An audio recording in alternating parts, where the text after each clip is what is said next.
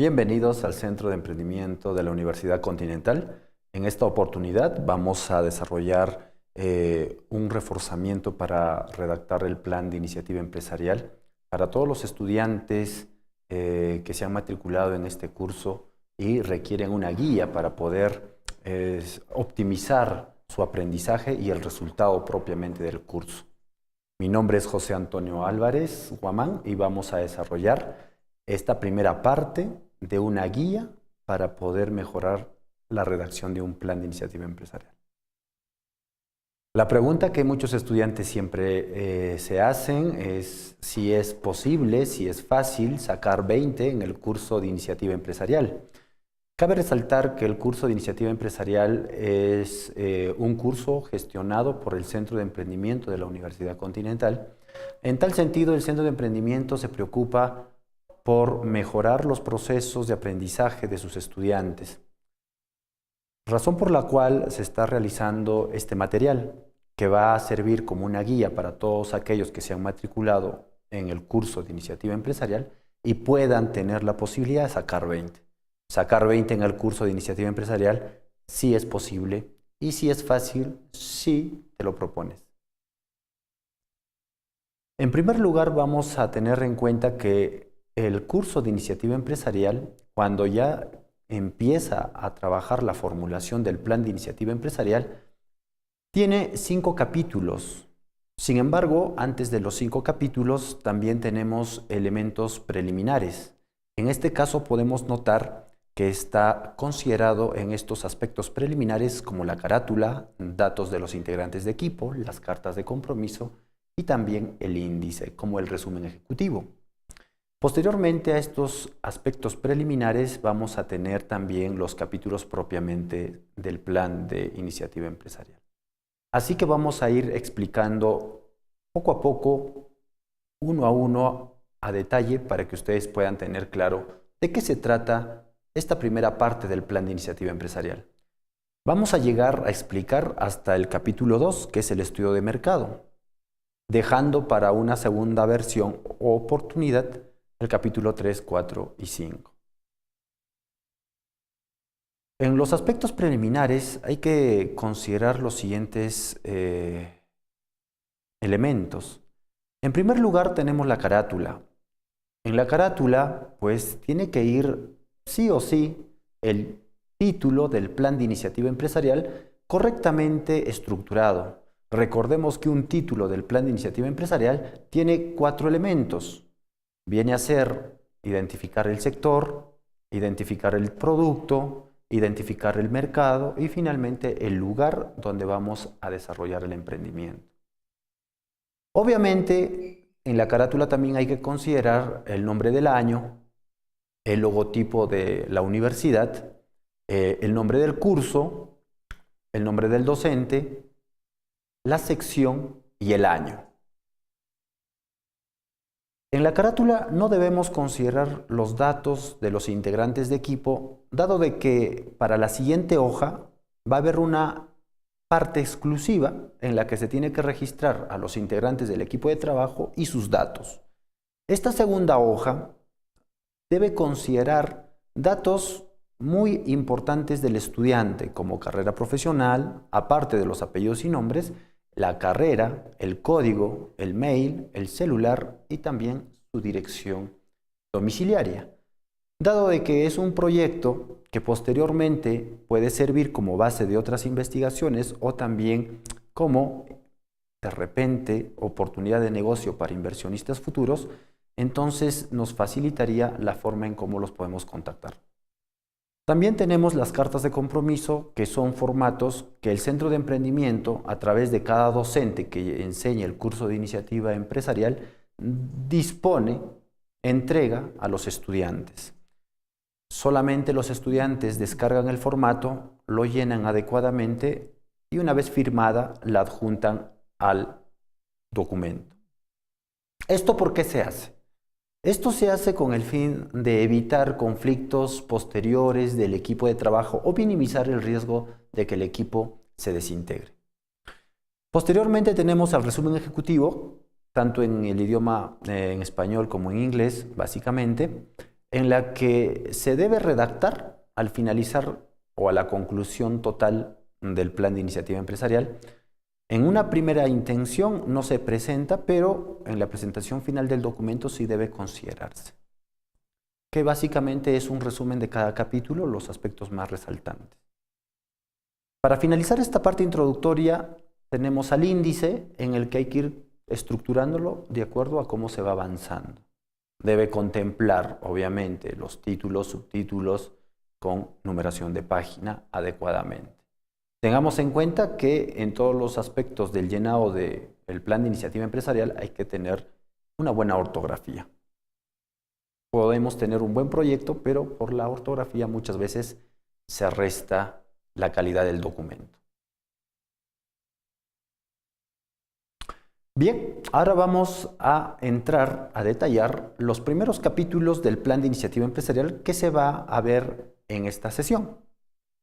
El capítulo 1 está compuesto por aspectos generales, como podemos observar. En el capítulo 1, que se denomina aspectos generales, tenemos 3 contenidos fundamentales. El primero es el título del plan de iniciativa empresarial. El segundo es la descripción de la idea de negocio o la idea de la oportunidad de negocio. Y finalmente las características creativas e innovadoras del producto. Entonces vamos a empezar a esclarecer algunos detalles con el título del plan de iniciativa empresarial. Tenemos aquí 3 ejemplos de cómo se podría denominar un proyecto o un plan de iniciativa empresarial. En este caso tenemos en el primer ejemplo colchones Rex, ¿no? Imaginemos que yo como emprendedor deseo colocar una empresa que se dedica a la fabricación de colchones.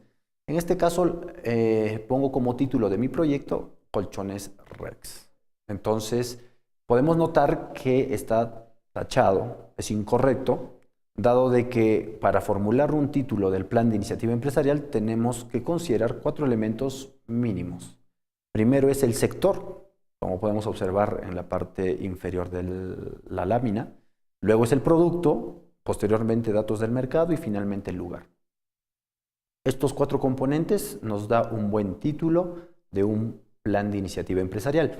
Entonces, la forma correcta de hacerlo sería producción, que sería un sector, de colchones masajeadores, Rex, que vendría a ser el producto, para personas de la tercera edad, que es datos del mercado, un dato genérico del mercado, no es específico, no es necesario colocar las características específicas, pero una característica que pueda agrupar a todo este conjunto de clientes y finalmente el lugar en la región Junín.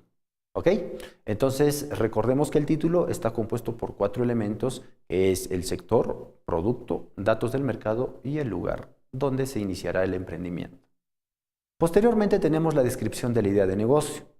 También hay que tener en cuenta 4 elementos. El primero es identificar un problema, luego es darle solución al problema, posteriormente describir el producto de manera específica que viene a ser justamente la solución que uno está planteando y finalmente datos del mercado, y tanto el problema como datos del mercado tienen que tener fuentes. En el ejemplo vamos a tener el mismo caso de la fabricación de colchones. Vamos a describirlo de la siguiente manera. El problema que se identificó en las personas de la tercera edad es que necesitan tener más cuidados y sobre todo a la hora de su descanso, según zonahospitalaria.com, y ahí está la fuente, como pueden observar. Yo identifiqué un problema con una fuente. Luego, por la que se planteó la producción de colchones masajeadores. Ahí está la solución. Pero posteriormente tengo que describir el producto. ¿En qué consiste este colchón masajeador? Entonces, que permitirá mejorar la calidad de descanso y repercutir positivamente en la salud de dichas personas. El colchón será de plaza y media, con materiales suaves como algodón y esponja de cebra, con 5 resortes y una estructura de acero. El colchón pesará 2.5 kilos, teniendo un volumen de 2.88 metros cúbicos. Como podemos notar, yo hice una descripción del producto de manera específica. ¿Ok? Y finalmente tenemos los datos del mercado. Más abajo, en el ejemplo que estamos mostrando, refiere, según la página web, ¿no? Que se encuentra en Google, que ahí está la fuente, nos proporciona que la población de adulto mayor cada vez es más exigente y se enfoca a mejorar su calidad de vida, en una tasa de crecimiento del 12% como tendencia. Entonces, como hemos podido notar, tiene los 4 elementos y cada elemento está bien sustentado. Como último aspecto del capítulo 1 vamos a tener los aspectos creativos e innovadores del producto. En este caso se sugiere trabajar con la técnica Scamper. Recordemos que Scamper es una técnica, un acrónimo de 7 palabras que se utilizan como pregunta. Haciendo uso del ejemplo del colchón, vamos a ver cómo se pudiera utilizar en este caso. En sustituir hemos colocado que se sustituyó el polímero de baja densidad por un algodón 100% puro para el forro del colchón. Estamos siendo muy específicos. Se identifica qué producto sale y qué producto entra. ¿Ok? En el segundo elemento, que es la C de combinar, se combinó un colchón con un motor de vibración de 2 horsepower. Por ejemplo, ahí se está haciendo notar que el colchón más un motor con una cantidad de caballos de fuerza, pues justamente para que produzca esta vibración de masajeo, podemos notar que también hay precisión en la descripción. Luego tenemos A de adaptar. Aquí referimos, se adaptó una cochera de 32 metros cuadrados como planta de producción para los colchones. Recordemos que Scamper no solamente incluye aspectos directamente del producto, sino también aspectos relacionados al producto que están indirectamente influenciados. Eso quiere decir que yo puedo sustituir, combinar, adaptar, modificar, permutar, eliminar, reordenar procesos, mano de obra, materia prima, ¿ok? No es estrictamente lo que en esencia el producto se lleva. Tenemos algunos pequeños tips para evitar. Primero, tener palabras de Scamper no empleadas correctamente en el sentido de dejarlas vacías, ¿no? Hay muchos estudiantes o equipos de trabajo que al no tener cómo sustentar una palabra, pues simplemente la dejan en blanco. Lo que se sugiere en este caso es que no se debe utilizar obligatoriamente las 7 palabras. Podemos utilizar 1, 2, 3 o más, de acuerdo a cómo nosotros hemos identificado estas características de nuestros productos. Así que solamente debemos considerar aquellas palabras en las que sí tenemos una forma de redactar y de mostrar. El segundo tip es no realizar una descripción genérica como a veces un equipo suele hacer. Por ejemplo, a veces hay equipos que mencionan en la S de sustituir palabras o frases como la siguiente. Vamos a sustituir el producto tradicional por un producto novedoso o la materia prima tradicional por una materia prima de repente moderna. Entonces, esta forma de describir y utilizar las palabras de Scamper es inadecuado, dado de que no nos dice nada y no da información creativa o innovadora del producto. Y de esta manera terminamos el capítulo 1 del Plan de Iniciativa Empresarial. Posteriormente vamos a pasar al capítulo 2, que es el estudio de mercado. El estudio de mercado trabaja 3 elementos. El primer elemento es el análisis de la oferta, el segundo es el análisis de la demanda y el último elemento del capítulo 2 es el análisis de la comercialización. En el caso del análisis de la oferta, como podemos observar en pantalla, el 2.1, se trabaja solo una herramienta. Para analizar a la oferta, existen muchas herramientas y estrategias. Sin embargo, nosotros estamos considerando solamente esta, que es el cuadro de las características comparativas de la competencia. Esta herramienta tiene su propio video, al igual que todos los temas que estamos tocando. Recordemos que en esta oportunidad solamente estamos mostrando una guía de los elementos que debe contener tu plan de iniciativa empresarial y un ejemplo general de cómo debe estar llenado. En el caso del análisis de la oferta con el cuadro de las características comparativas, Debemos tener cuidado con saber identificar a los competidores de manera correcta. Los competidores no es un grupo, no es una ubicuidad, sino son personas naturales o personas jurídicas bien identificadas con nombres propios. ¿Correcto? En ese sentido, no debemos también pecar con hacer descripciones genéricas, como podemos ver nosotros en el ejemplo, en el que cuando se evalúa la variable de calidad de producto, en todas las opciones de cada competidor solamente han colocado buena, buena, buena. Sin embargo, esa palabra no nos da información para nosotros analizarla y generar ventaja competitiva o ventaja comparativa. Esa es la razón por la cual tachamos. Eso quiere decir que debemos esforzarnos por conseguir información un poco más relevante y tomarnos el tiempo requerido para llenar la información en el cuadrante. Es importante que antes de llenar este cuadro sepamos bien cuáles son las variables que queremos de información para poder ir al campo de trabajo y poder obtener dicha información. Luego pasamos a lo que viene a ser el capítulo de estudio de mercado, pero enfocado al análisis de la demanda. En el análisis de la demanda, lo primero que se debe trabajar es la segmentación del mercado. Para nosotros hacer una buena segmentación de mercado, pues tenemos que apoyarnos con las formas de segmentación. Como podemos observar en pantalla, existen 4 formas de segmentación. Está la geográfica, la demográfica, la psicográfica y la conductual. Cada una de las formas de segmentación tiene sus variables. En este caso, las variables geográficas serán región, tamaño de ciudad, tipo de clima, área urbana o rural, o sus divisiones políticas, ya sean departamentos, provincias, regiones, etcétera, etcétera.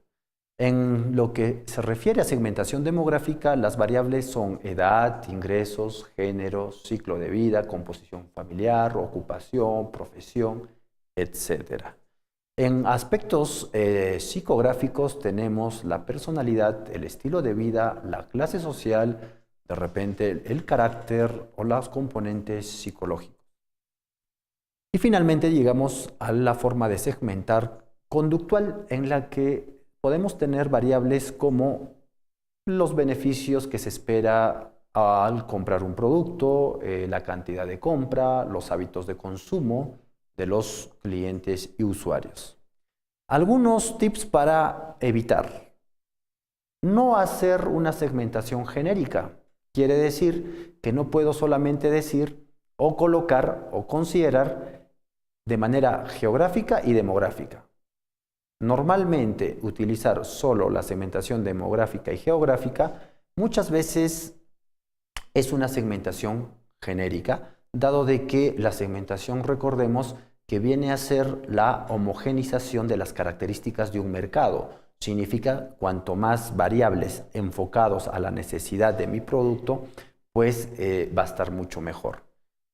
El segundo tip es no realizar una segmentación desordenada. Hay que tener un orden para que el dato final sea significativo. Eso quiere decir que yo no puedo empezar, por ejemplo, con la tasa de gamers en el Perú o la tasa de preferencia de consumos de café y al final recién considerar la población, ¿no? O sea, cuántos viven en una determinada zona. Entonces, tiene que tener una estructura, un orden lógico. También podemos aconsejarles que deben tener fuentes actualizados y de alguna manera, pues, de fuentes confiables, ¿ok? Siempre tiene que haber fuentes y estas fuentes tienen que ser confiables. Y el último elemento debe responder a la pregunta. Cuando uno termina de hacer la segmentación, uno debe hacerse la siguiente pregunta. El número final de personas al concluir la segmentación, ¿es el conjunto de personas o instituciones que necesitan mi producto? Si la respuesta es sí, entonces es una buena segmentación. Pero si la respuesta es no, entonces falta seguir trabajando en las características o variables de la segmentación para poder encontrar esa cantidad de personas adecuadas. Vamos a hacer un pequeño ejemplo. Recordemos que la lógica de la segmentación es agarrar un mercado bastante grande con características heterogéneas y hacer cada vez filtros a base de características que se van repitiendo en una cantidad de personas X que al final se van reduciendo. Y claro, este último número de personas ya tienen características mucho más homogéneas. En este ejemplo hemos considerado las siguientes características. Primero, personas de la provincia de Huancayo. Eso significa personas que viven en la provincia de Huancayo. Se ha considerado 501.384 habitantes. En la parte inferior ustedes pueden notar que se encuentra la fuente. Entonces, por un lado tengo la característica geográfica, tengo la cantidad y también tengo la fuente. La segunda característica que estoy tomando en cuenta es que deben tener entre 20 y 30 años de edad y, claro, también hay una fuente. Y de acuerdo a la fuente, pues me resulta 215.236 habitantes. La tercera característica estoy tomando como personas sofisticadas, que es un 8%. En este caso, este 8% se debe hallar al dato anterior, me refiero a los 215.236 habitantes, y que me da ya un número específico también. Sin embargo, el último elemento que estoy tomando en cuenta es la característica de personas que se dedican a cuidarse, o sea, que sean de hábitos de consumo saludable, que es un 42%, y que se le debe hallar al dato anterior. Abajo, en la parte inferior, tenemos la fuente. Y finalmente, en el perfil del mercado potencial, me sale la siguiente característica homogénea, que son personas sofisticadas que cuidan de su salud entre 20 y 30 años de edad de la provincia de Huancayo, con un resultado de 7.232 habitantes. Entonces, si yo soy un emprendedor que desea poner su negocio de comida saludable, pues esta segmentación responde a mi necesidad de manera correcta y eficiente. Entonces, como la respuesta a la pregunta de si la última cantidad de personas necesitan mi producto es sí, puedo estar satisfecho y continuar con el proceso. Posteriormente a ello, de acuerdo a fórmulas estadísticas, debemos hallar el tamaño muestral, dado de que tenemos que aplicarle un conjunto de encuestas X, que en este caso, en el ejemplo, me ha salido entre 350 a 400 encuestas, y recordemos que esto se halla en función a la estadística con un nivel de confianza al 95%. P y Q puede variar, se le recomienda trabajar con 0.5 cada uno.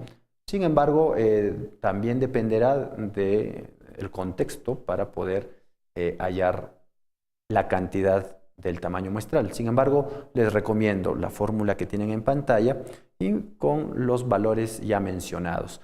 Esto nos ayuda a posteriormente llenar la ficha técnica estadística en la que se consideran los siguientes elementos. Primero, identificar el universo poblacional, luego el ámbito geográfico, el método de muestreo, tamaño muestral, perfil del encuestado, nivel de confianza, error de muestreo, responsable y la fecha. Solamente para concluir con esta pequeña parte, quiero mencionar que el universo poblacional, tomando en cuenta los ejemplos anteriores, 7.232 es el universo poblacional si consideramos el ejemplo anterior, que es el resultado final de mi segmentación, viene a ser el universo poblacional. Normalmente el universo poblacional se define como el conjunto de personas a quien nosotros le vamos a hacer la investigación. Entonces, nosotros no le hacemos la investigación a 501.384 personas, sino a 7.232 personas de lo que nosotros vamos a proponerles para vender. Entonces, el mercado potencial es igual al segmento final y es igual al universo poblacional. Una vez que ya nosotros hemos redactado y hemos considerado la data de la ficha técnica estadística, ahora pues nos toca aplicar un instrumento y una técnica. En este caso es muy recomendable aplicar la técnica de la encuesta con un cuestionario. Sin embargo, también no es solamente exclusivo esta herramienta para el curso. Pueden ustedes aplicar otras herramientas, otras técnicas como las entrevistas, los focus groups, etc. Sin embargo, dado de que la herramienta que uses tiene su propia estructura, hay que incluir estas tres preguntas de manera imprescindible. La primera pregunta tiene que ver con la intención de compra, la segunda con la frecuencia de compra y el tercero con el volumen de compra. Recordemos que la frecuencia se tiene que anualizar. Vamos a ver un pequeño ejemplito para que puedan tenerlo más claro. Imaginemos que yo ya apliqué mi encuesta y después de aplicar mi encuesta a estas 350 o 450 personas, he tenido ya resultados, las he tabulado en SPS o en Excel y me han salido pues estos datos de las tres preguntas imprescindibles. ¿Podemos hacer más preguntas? Claro que sí. Recomendamos entre 12 y 15 preguntas, tampoco tantas porque agobiamos mucho al encuestado o entrevistado. En este caso vamos a tomar en cuenta estos pequeños resultados y tenemos que para la pregunta 1 tengo un 45% mostraron intención de compra, ¿no? En la pregunta 1, un 45% mostraron intención de compra. En la pregunta 2 dice, según el ejemplo, un 65% evidenciaron que su frecuencia de consumo es de 4 veces al mes, un 26% que lo hacen 8 veces al mes y un 9% otras frecuencias de consumo. Y en la tercera pregunta, en la que ya tiene que ver el volumen, se dice que el 48% evidencia que su volumen de compra es de 10 unidades, un 25% de 15 unidades y un 27% de 20 unidades. En este caso, en la pregunta 1, se debe tomar a que la frecuencia o el porcentaje de la respuesta sí. En la intención de compra tiene que ser dicotómica la respuesta, sí o no. Entonces, solamente trabajamos con aquellas que han contestado sí. En la pregunta 2 debemos tomar el porcentaje de la frecuencia mayor, que en este caso pues es el 65%, que su frecuencia de consumo es 4 veces al mes, ¿ok? 4 veces al mes. Eso nos hace asumir que es pues una vez a la semana, ¿ok? Y en la pregunta 3 del mismo modo se toma la respuesta con mayor frecuencia, que en este caso es 48%, en la que evidenciaron los consumidores que compran 10 unidades. Ok, profesor, entonces, ¿cómo vamos a procesar esta información obtenida? De la siguiente manera. Para ello, tenemos que trabajar la data que se ha obtenido de las encuestas y determinar nuestros mercados para hallar la demanda. Entonces, tenemos que hallar el mercado potencial, el mercado disponible y el mercado objetivo. El mercado potencial, que es básicamente la referencia de dónde se saca la información, es de la segmentación, que según el ejemplo que estamos siguiendo es 7.232. El mercado disponible se halla con datos de la encuesta, tomando en cuenta la pregunta 1, 3.255. Entonces, ¿cómo sale esos 3.255? Nosotros recordamos que en la pregunta 1 tenemos el 45% tienen intención de compra. Eso significa que este 45% se multiplica por el mercado potencial, que es 7.232, y me va a salir 3.255. Y finalmente tengo mi mercado objetivo, que se toma un porcentaje de la capacidad que nosotros tenemos para atender a nuestros clientes, o sea, nuestra capacidad productiva, que va de 0 a 100%. Eso dependerá de cada situación de emprendimiento. En este ejemplo hemos puesto un 12% y nos sale 391. Este 12% se multiplica por 3.255 para hallar el mercado objetivo. ¿Y para qué me sirve hallar mis mercados? Porque posteriormente me va a ser útil para determinar la demanda. La demanda debemos recordar que se entiende como la cantidad de productos que yo voy a colocar para satisfacer a mis clientes. Entonces, lo que yo en número de productos se refiere, voy a hallarlo con la siguiente fórmula. Como podemos observar en la fórmula, Q, que es cantidad, que es la demanda, es igual al mercado objetivo por la frecuencia que debe ser anualizada de compra por el volumen de compra. Si yo convierto o reemplazo las variables de la fórmula, vamos a tener que Q es igual a 391, que es el mercado objetivo, como podemos observar ahí en pantalla, por 48. ¿Por qué por 48? Recordemos que la frecuencia mayor en la lámina anterior, como podemos observar, es una vez por semana, dice 4 veces al mes, ¿no? Entonces, esos 48 salen de ese dato. Recuerda que se tiene que anualizar. Entonces, si multiplicamos 4 por 12, pues vamos a tener 48.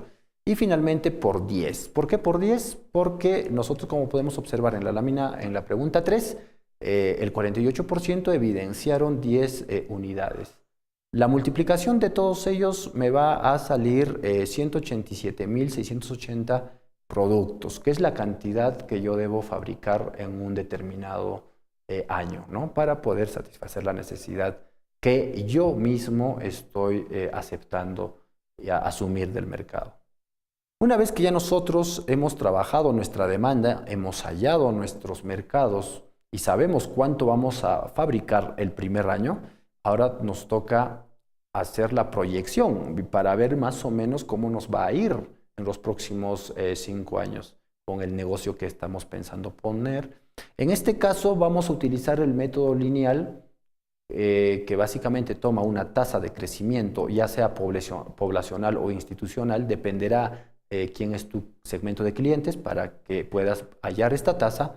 Esta tasa debe ser dada por una institución seria y confiable y tiene que tener una fuente, ¿correcto? Bueno, para hacer esta proyección se toma en cuenta esta tasa de crecimiento que se le multiplica al año anterior, al mercado potencial del año anterior, para volverle a sumar el mismo dato del año en cuestión para tener ya la proyección del porcentaje que se evidencia en la tasa de crecimiento. Eso quiere decir que la proyección solamente se trabaja en el mercado potencial, nada más. Todos los datos inferiores, como pueden ver en pantalla con la flecha, se trabajan con los porcentajes y la información resultados de la encuesta, el cuestionario, el focus group, la entrevista, etcétera, etcétera. Vuelvo a repetir, solo se proyecta con la tasa de crecimiento el mercado potencial y los datos inferiores solo se trabajan con resultados de la tabulación del instrumento que tú hayas podido aplicar. Sin embargo, también quiero hacer hincapié en el que la tasa de crecimiento poblacional se mantiene constante, es el mismo dato durante los 5 periodos, al igual que la frecuencia y la unidad de consumo, que es el volumen, se mantienen constantes. ¿Ok? O sea, eso no varía durante los próximos 5 años, eso son datos que se van repitiendo de año a año. Y el valor de venta, que es el precio unitario del producto, puede variar en función a criterios del emprendedor. En el ejemplo no varía, pero ya quedan ustedes el analizarlo y lo conveniente para este tema. Para terminar el capítulo 2 del estudio de mercado, vamos a pasar al 2.3, que es el análisis de la comercialización. Primero vamos a tener que definir cuál es la estrategia genérica que va a adoptar nuestro negocio. En este caso tenemos 3 estrategias genéricas: liderazgo en costos, diferenciación y enfoque. Recordemos que ustedes en el plan de iniciativa empresarial deben identificar uno de ellos 3 y poder fundamentar por qué lo están adoptando. ¿Ok? Debidamente con fuentes y con ejemplos. Bien, entonces ahora para terminar esta sesión vamos a ver, después de identificar las estrategias genéricas, vamos a elaborar nuestro marketing mix. Tanto la P de producto, plaza, promoción y precio debe estar bien estructurado con datos significativos, incluyendo imágenes y gráficos. Obviamente este tema de manera muy específica ya tiene su propio video, pero después de haber identificado las estrategias genéricas, pues tenemos que trabajar la elaboración de nuestro marketing mix para finalmente llenar el ciclo de vida estratégico del marketing mix, que es la última herramienta del capítulo 2. En este caso vamos a tener que trabajar las 4 etapas del ciclo de vida de un producto, que es introducción, crecimiento, madurez y declive, y lo que en cada etapa podemos considerar en características las 4 P's del marketing mix como elementos de la estrategia genérica: tiempo, demanda y ventas. Como podemos notar aquí en el gráfico, la descripción tiene que ser muy puntual y específica, dejando de lado lo genérico. De esta manera nosotros podemos concluir con éxito la primera parte de la formulación del plan de iniciativa empresarial. Para llenar los datos del marketing mix en esta tabla del ciclo de vida del producto, pues debemos tomar en cuenta la información que se ha trabajado anteriormente en la estructura de nuestro marketing mix por cada P que se ha trabajado o elaborado, y también debemos tener en cuenta la demanda proyectada. ¿Por qué nos sirve la demanda proyectada en esta parte? Porque, como ustedes podrán notar en la parte inferior donde dice demanda y ventas, pues tiene que trabajarse de manera lógica con el ciclo o con la proyección de demanda. Finalmente, el último tip es que, como nosotros podemos identificar dentro de las variables, hay una variable tiempo de color verde en la parte inferior, en el que la suma del tiempo de cada periodo debe dar 5 años. Si tú trabajas las etapas sin tomar en cuenta este punto, al final te va a salir de repente un proyecto a 6 u 8 años o de repente inferior a 5 años, y no sería coherente con toda la estructura que se está siguiendo. Muy bien, recordemos que el plan de iniciativa empresarial será una verdadera herramienta para el emprendedor si investiga adecuadamente y se emplean datos confiables. El éxito depende de ti. Muchas gracias y los espero en una próxima oportunidad.